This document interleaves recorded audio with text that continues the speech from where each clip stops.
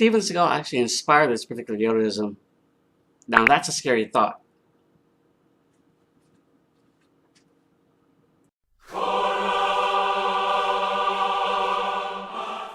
What's up guys, Guru Gang, peeps, Padawans, thanks for clicking on this video, very much appreciated. As you know, it's Wednesday, and it's Wayback Wisdom Wednesday. And when it comes to this particular Yodaism I'm sharing from the past that I've written, it comes from, and I posted it on November 15th, 2006, ironically on a Wednesday. So, yes, and if you saw the beginning of this video, the scary thought is it actually was inspired by Steven Seagal, but not Steven Seagal per se. It was a movie of his. And this was actually pre-Steven Seagal when he wasn't a douche. And he didn't phone in his performances. And his movies are all on Netflix. This was like box office Steven Seagal when he was big with like of Schwarzenegger, Van Damme, and Willis. And as much as I want to continue on throwing shade at the guy who he is now, I don't want to have him ending up at my door getting word of it about this video and having, like I said, having me show up my door and beating me up. And then this whole thing of me beaten up ends up on TMZ. Now, I don't want to have that happen. I know you guys don't want to have that happen. So, share this Steven Seagal inspired Yodaism entitled All Aboard. And the particular movie I'm talking about involving Steven Seagal is Under Siege 2 Dark Territory. The cook from Under Siege is back. I'm not even a good cook, but there are some things I'm good at. And things are really heating up. Now, when it comes to the first movie, that was awesome. Second movie, not so much. Although I did record it on tape. And as kids, this was a time when people recorded things on tape instead of on DVR. Scary, huh? Let's get started as I share with you the Yodaism entitled All Aboard. Marcel Proust once said, "The moments of the past do not remain still.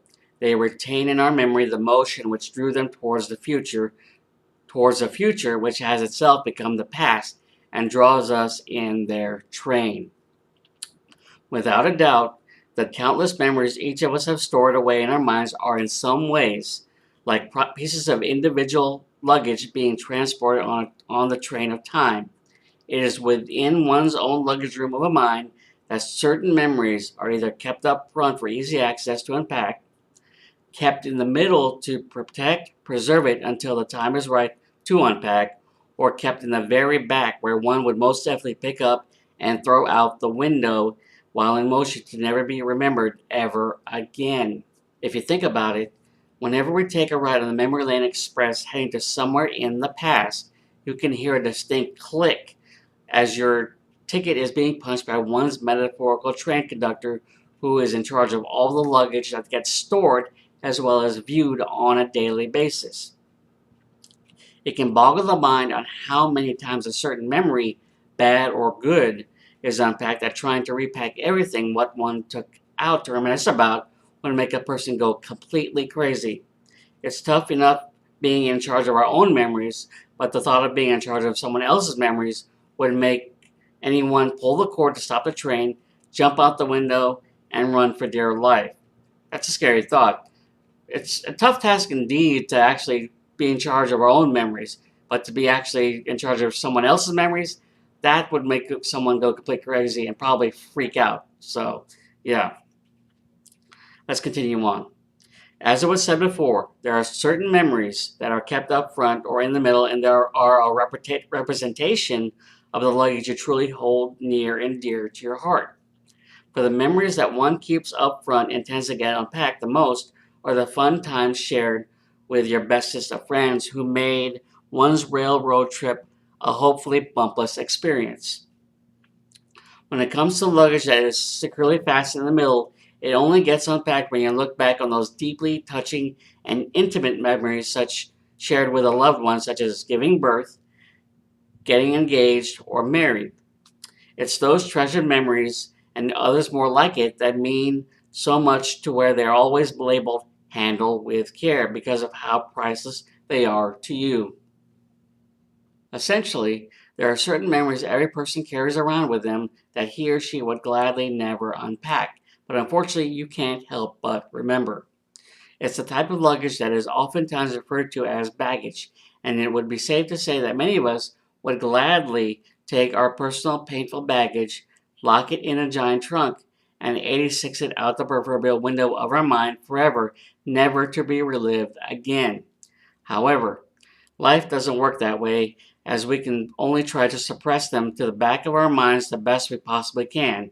But there will come a point where that unexpected train whistle blows to where an unwanted painful memory walks in, sits next to you, and annoys you to no end.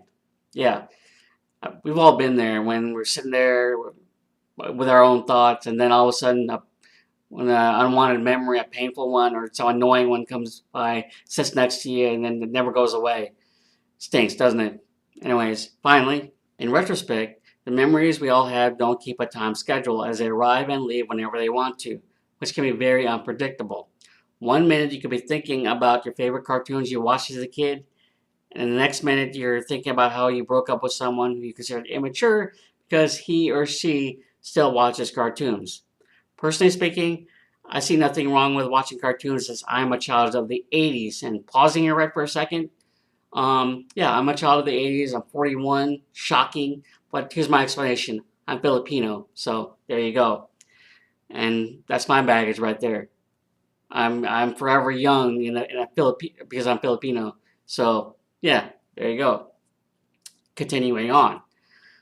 Personally speaking, I see nothing wrong with watching cartoons. I'm a child of the 80s who not only continues to watch them, but also buys the DVDs like the 20th anniversary of Transformers, the movie. Kids, I highly recommend Transformers, the movie, not the live version, the animated version. For me, the scene that always gets me is Optimus Prime's death. I'm 41 years old. That still gets me choked up, especially when I watch it on YouTube. So, that's part of my childhood right there. I will never get over it. Just like Duke's death, although that was rectified by those who created GI Joe the movie after the backlash with Optimus Prime's death. So, anyways, in the end, whenever the memory lane express arrives to pick you up and whisk you away to the past, you'll inevitably hear these two words said: "All aboard." All right, guys, that's pretty much it. So how did I do on, especially with that all aboard thing? Was it okay? Was it needed work? Comment, give a like, just subscribe to this video, and hopefully you'll enjoy more Yodaisms to come when it comes to the past ones I've written. So anyways, have a good one. Make sure to go to the description page under my video. Go to my other links like social media, Facebook, Twitter, DeviantArt page where my artwork is at, Chuck Fanfiction, and my Yodaisms blogspot page where all my Yodaisms are at.